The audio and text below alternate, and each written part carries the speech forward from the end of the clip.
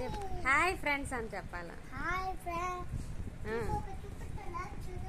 ఈరోజు నేను మా అన్ని కోసం ఏం తెచ్చానో చూడండి అని చెప్పాలి. ఏం తెచ్చావు? Chocolate paper biscuit. ఎక్కడిది చాక్లెట్ పేపర్ బిస్కెట్? చిన్నకి నీకే. ఎవరు?